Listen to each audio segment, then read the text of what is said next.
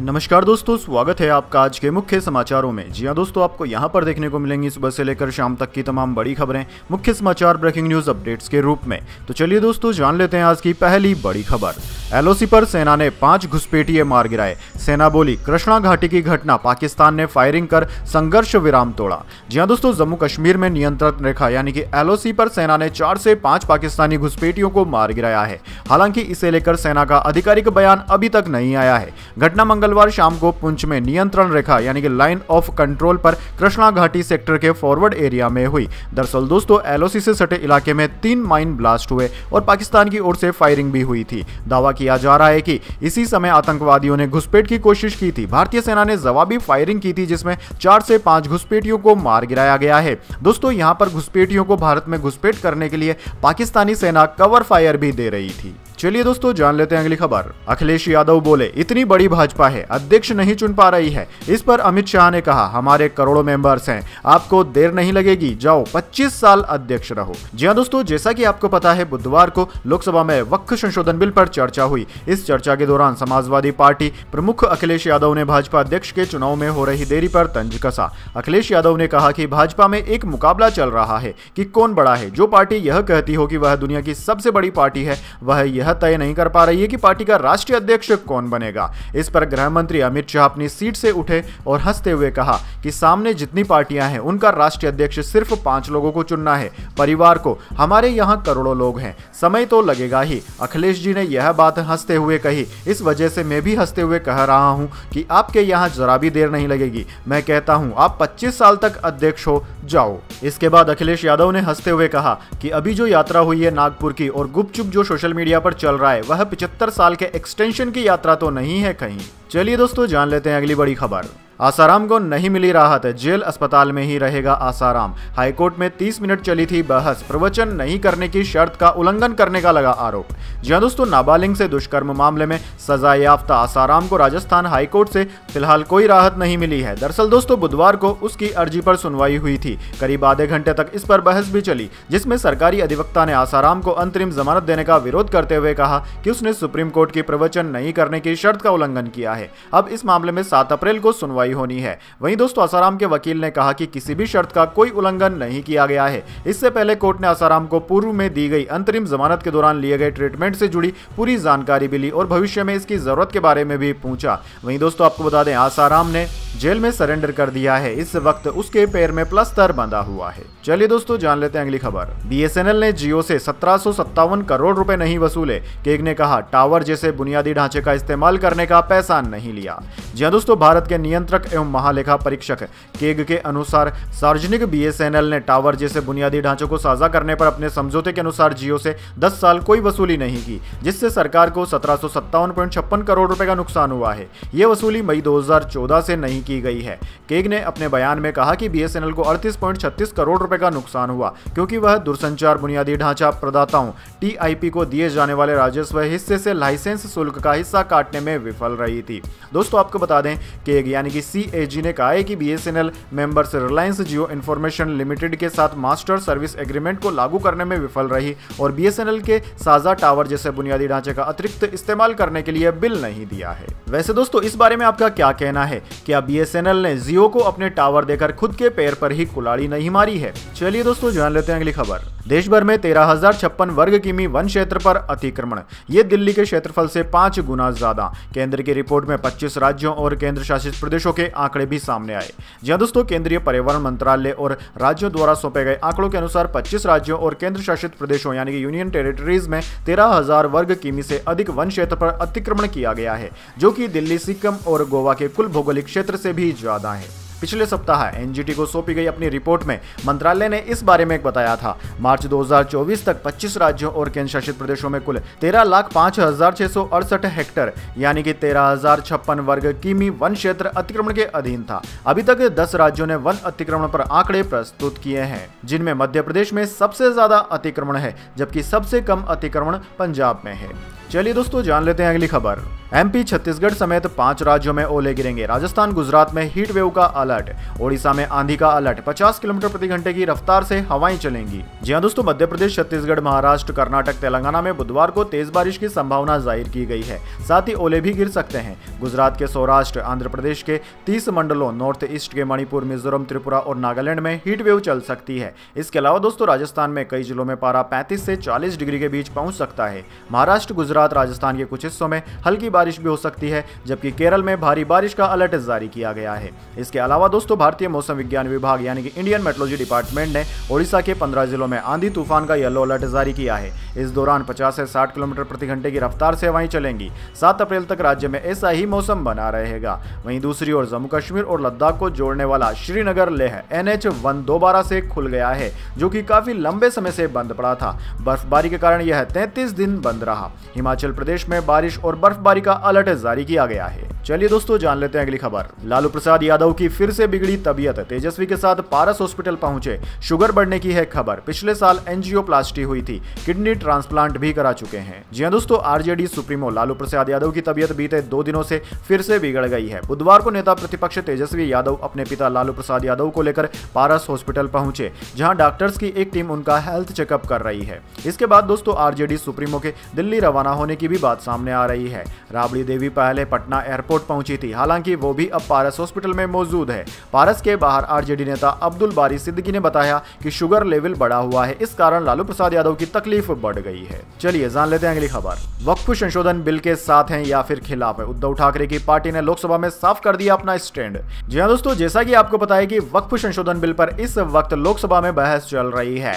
वहीं दोस्तों वक्फ संशोधन विधेयक पर लोकसभा में उद्धव ठाकरे की पार्टी ने अपना रुख साफ कर दिया है। मुंबई साउथ लोकसभा सीट से शिवसेना यूबीटी के सांसद अरविंद सावंत ने सरकार की मंशा पर सवाल खड़े किए हैं। उन्होंने कहा है कि इनकी कथनी और करनी में फर्क है। उन्होंने कहा कि बिल लाने के पीछे सरकार का उद्देश्य किसी को न्याय देना नहीं है। इसके साथ ही अरविंद सावंत ने कहा कि अगर बिल में कुछ गलत है तो हम उसका समर्थन नहीं करेंगे। उन्होंने कहा कि मैं तो मांग करता हूं कि जो गलत है उसको ठीक करें। पहले बोर्ड में चुनाव होता था, अब आप नॉमिनेशन लेकर आ रहे हैं। चलिए दोस्तों जान लेते हैं अगली खबर। भाजपा आज जो कर रही है वो पूरे देश को भुगतना पड़ेगा। वक्फ पर महबूबा मुफ्ती का बड़ा बयान। जी हां दोस्तों, पीपुल्स डेमोक्रेटिक पार्टी PDP की अध्यक्ष और जम्मू कश्मीर की पूर्व मुख्यमंत्री महबूबा मुफ्ती ने हाल ही में वक्फ संशोधन विधेयक के बारे में गंभीर चिंता व्यक्त की। उनका कहना है कि इस बात पर जोर दिया जा रहा है कि पिछले 1 दशक से भारत में मुसलमानों को मस्जिदों को ध्वस्त करने, लिंचिंग की घटनाओं और कब्रिस्तानों पर अतिक्रमण समेत बढ़ते उत्पीड़न का सामना करना पड़ रहा है। मुफ्ती ने कहा कि मुसलमानों के खिलाफ भाजपा ने पिछले 10 सालों से जो कार्रवाई शुरू की है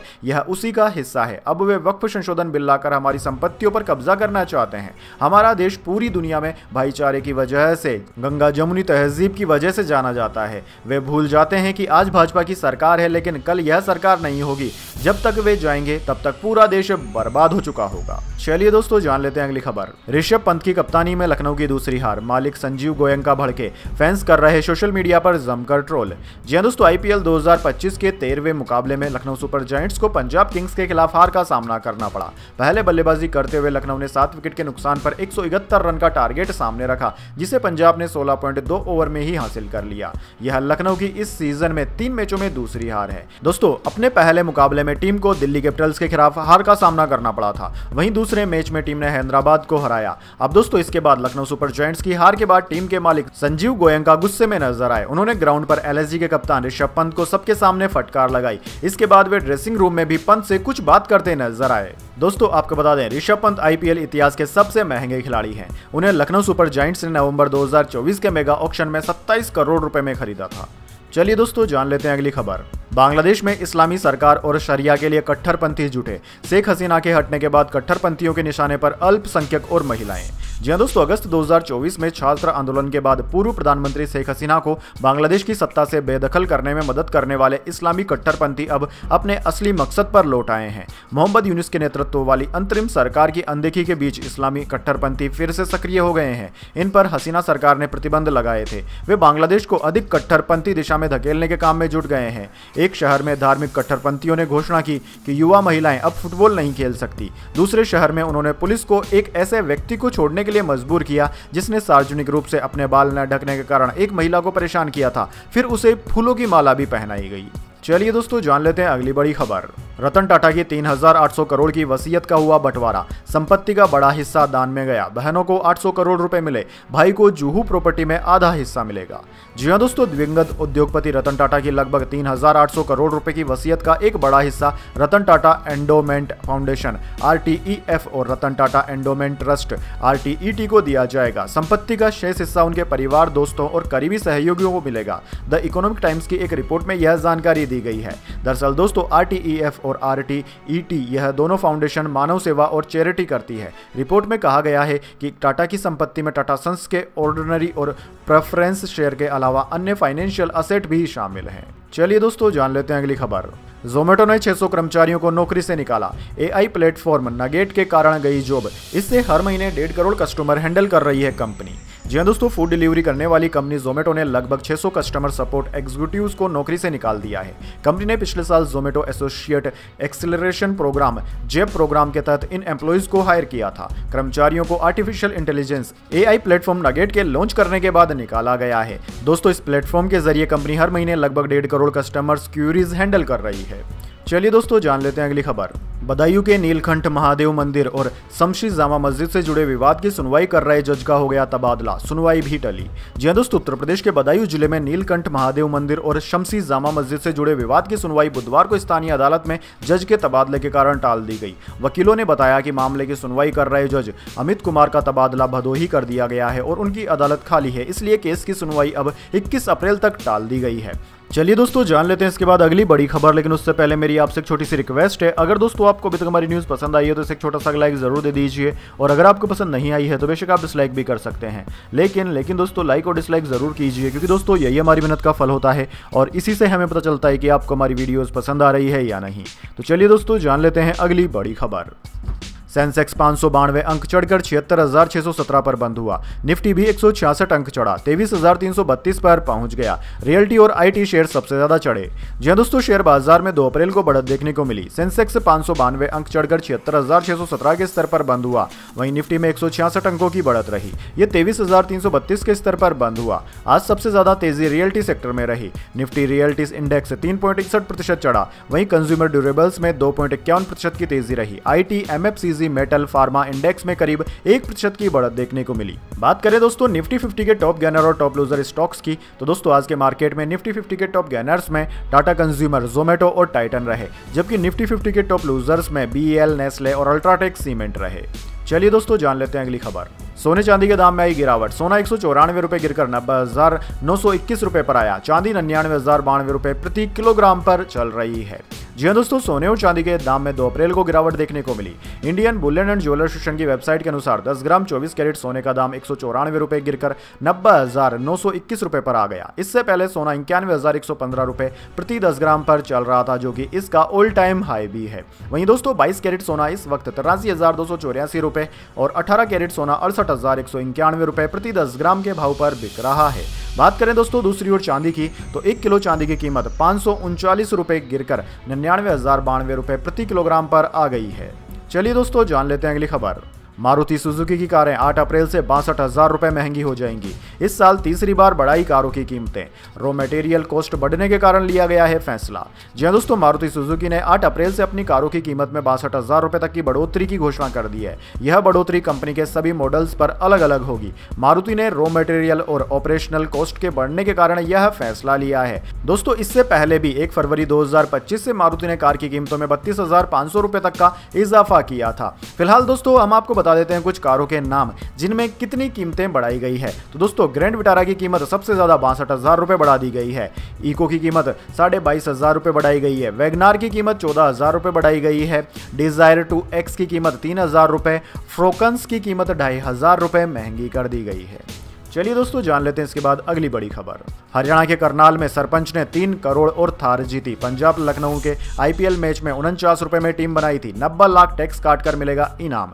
जी हां दोस्तों, हरियाणा के करनाल में सरपंच ने माई 11 सर्किल ऐप पर IPL मैच में टीम बनाकर 3 करोड़ और थार जीत ली है। शेखपुरा मुआना गांव के सरपंच विक्रम गरीब परिवार से आते हैं। पहले भी वह ऑनलाइन गेम खेलकर छोटी मोटी रकम जीत चुके थे। इतनी बड़ी राशि जीतने के बाद विक्रम के परिवार में खुशी का माहौल है। हालांकि दोस्तों जीती गई राशि में से 90 लाख रुपए के लगभग तो टैक्स ही कट जाएगा। चलिए दोस्तों जान लेते हैं अगली खबर। भारतीय रेलवे ने बनाया ऐसा रिकॉर्ड, अमेरिका, यूरोप, अफ्रीका और ऑस्ट्रेलिया मिलकर भी नहीं कर सकते मुकाबला। जी हां दोस्तों, भारतीय रेलवे लगातार नए नए कीर्तिमान स्थापित कर रही है। सबसे ऊंचा आर्च ब्रिज हो या समुद्र में ऑटो लिफ्ट ब्रिज हो, इसी दिशा में एक और रिकॉर्ड रेलवे ने बना लिया है। दरअसल दोस्तों, यह रिकॉर्ड ट्रेनों के इंजन निर्माण का है। मेड इन इंडिया के तहत इसका निर्माण किया जा रहा है। हर महीने 150 इंजनों के आसपास का निर्माण किया जा रहा है।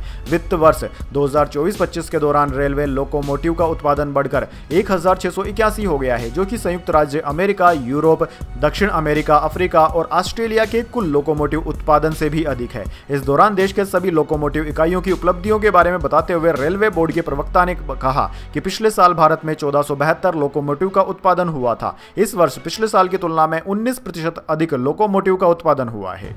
चलिए दोस्तों, जान लेते हैं अगली खबर। लोन नहीं मिलने पर बैंक से लूटा 17 किलो सोना। मनी हाइट सीरीज से आया आइडिया, फिर यूट्यूब वीडियो देखकर बनाया प्लान। 6 आरोपी हुए गिरफ्तार।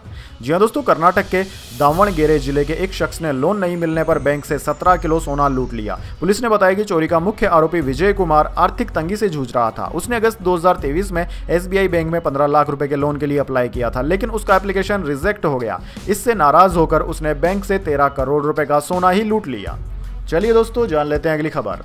रिलीज के तीसरे दिन ही थिएटर से गायब हुई सिकंदर। सलमान खान की फिल्म सिकंदर के शोज हो रहे हैं कैंसिल। खाली हॉल देख थिएटर मालिकों ने बदली फिल्में। जी हां दोस्तों, सलमान खान की सिकंदर 30 मार्च को रिलीज हुई थी। फिल्म रिलीज से पहले बज़ में थी, हालांकि कहानी और प्लॉट के चलते ये फिल्म दर्शकों को इंप्रेस करने में फेल होती नजर आ रही है। यही वजह है कि फिल्म के कई शो कैंसिल करने पड़ रहे हैं। कई थिएटर में अब सिकंदर की जगह मोहनलाल की फिल्म L2 एम्पुरान लगाई जा रही है। हाल ही में आई बॉलीवुड हंगामा की रिपोर्ट के अनुसार सूरत, अहमदाबाद, भोपाल और इंदौर के कई थिएटर्स से सिकंदर उतर चुकी है। चलिए दोस्तों, जान लेते हैं अगली खबर। दिशा सालियान केस, पिता ने CBI जांच और आदित्य ठाकरे पर FIR की मांग की। बॉम्बे हाईकोर्ट बोला मामला दूसरी बेंच में भेजे। जी हां दोस्तों, बॉम्बे हाईकोर्ट ने बुधवार को दिवंगत सेलिब्रिटी मैनेजर दिशा सालियान के पिता सतीश की याचिका पर सुनवाई की। जस्टिस रेवती मोहिते डेरे और जस्टिस नीला गोखले ने रजिस्ट्री विभाग को मामले को उचित बेंच के पास रखने का निर्देश दिया है। दरअसल दोस्तों, दिशा सालियान के पिता सतीश सालियान ने अपनी बेटी की मौत की CBI जांच करने और विधायक आदित्य ठाकरे समेत 4 प्रमुख व्यक्तियों के खिलाफ जांच की बात कही है। बेंच ने कहा कि याचिका महिलाओं के खिलाफ अपराध से संबंधित है, इसलिए इसे जस्टिस सारंग कोटवाल की अध्यक्षता वाली बेंच देख सकती है। चलिए दोस्तों, जान लेते हैं अगली खबर। दिल्ली वालों को अब भूकंप से डरने की जरूरत नहीं, रेखा गुप्ता लाई दिल्ली के लिए मास्टर प्लान। जी हां दोस्तों, दिल्ली की सुरक्षा को लेकर एक बड़ा कदम उठाते हुए मुख्यमंत्री रेखा गुप्ता ने राजधानी को भूकंप और अन्य आपदाओं से बचाने के लिए एक ठोस मास्टर प्लान तैयार किया है। अब दिल्ली वालों को डरने की जरूरत नहीं है, क्योंकि दिल्ली सरकार आधुनिक आपातकालीन संचालन केंद्र EOC स्थापित करने जा रही है। दोस्तों, यह आपातकालीन संचालन केंद्र किसी भी प्राकृतिक आपदा के दौरान राजधानी को सुरक्षित रखने में अहम भूमिका निभाएगा। इंडियन एक्सप्रेस की रिपोर्ट के अनुसार यह योजना सालों से पाइपलाइन में थी और शहर के भूकंपीय मानचित्र के जोन 4 में स्थित होने के बावजूद, जहां आवासीय इकाइयों का बड़ा हिस्सा भवन नियमों और उपनियमों के अनुसार नहीं बनाया गया है। इस मुद्दे पर 12 मार्च को दिल्ली आपदा प्रबंधन प्राधिकरण की एक बैठक में चर्चा भी हुई थी।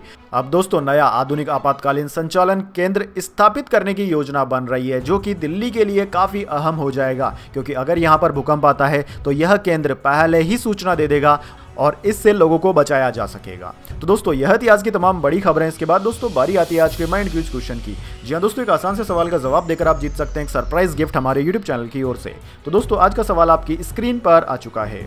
इस वक्त भारतीय राजनीति में सबसे बड़ा वोट प्रतिशत कौन सी पार्टी का है? जी हां दोस्तों, अगर आप जानते हो उस पार्टी का नाम जिसके पास की सबसे बड़ा वोट प्रतिशत है भारत में, तो जल्दी से उस पार्टी का नाम कमेंट बॉक्स में लिख दीजिए। अगर दोस्तों आपका जवाब होता है एकदम सही और आप चुन जाते हैं लकी विजेता के रूप में, तो आपको मिल सकता है एक सरप्राइज गिफ्ट हमारे YouTube चैनल की ओर से। तो दोस्तों, जल्दी से अपना उत्तर कमेंट बॉक्स में लिख दीजिए, वीडियो को लाइक कर लीजिए और चैनल को सब्सक्राइब करके बेल आइकन भी दबा लीजिए। धन्यवाद। वंदे मातरम। जय हिंद, जय भारत।